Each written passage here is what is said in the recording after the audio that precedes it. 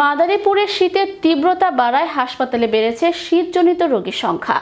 জ্বর, কাশি, শ্বাসকষ্ট, ডায়রিয়া রোগে আক্রান্ত রোগীরাই চিকিৎসা নিচ্ছেন বেশি। এদিকে শীতজনিত রোগে শিশু ও বয়স্করা যাতে কম আক্রান্ত হয় সেজন্য তাদের প্রতি বিশেষ খেয়াল রাখার পরামর্শ দিয়েছেন চিকিৎসকরা। শীতের কারণে এরই মাঝে বিভিন্ন সংগঠন, পৌরসভা ও স্থানীয় এমপির সহায়তায় শীতার্তদের মাঝে দেয়া হয়েছে শীতবস্ত্র। সাধারণ ও হতদরিদ্র মানুষের শীতের সামগ্রী বিতরণ কার্যক্রম অব্যাহত রয়েছে বলে জানান পৌর মেয়র। আমার বাচ্চা ঠান্ডা লাগবে, ঠান্ডার তো নেই, ডায়রিয়া হয়েছে, ডায়রিয়ার পরে হাসপাতালে ভর্তি হয়েছি।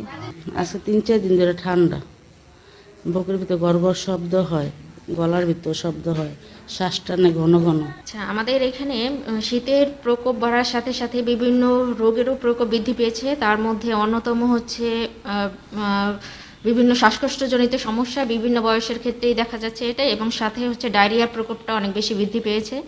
আর হচ্ছে নিউমোনিয়া বা যারা অনেকে আছেন হাঁপানি, শ্বাসকষ্ট, নিউমোনিয়া নিয়ে ভর্তি হচ্ছেন, তো তারা আগে থেকে যদি এই ধরনের কোনো সমস্যায় ভুগে থাকেন সেক্ষেত্রে আগের ওষুধগুলো সঠিক নিয়মে চালাবেন, এবং তা সত্ত্বেও যদি যে কোনো ধরনের সমস্যা মনে করলে অবশ্যই তাৎক্ষণিকভাবে আমাদের হসপিটালে যোগাযোগ করবেন।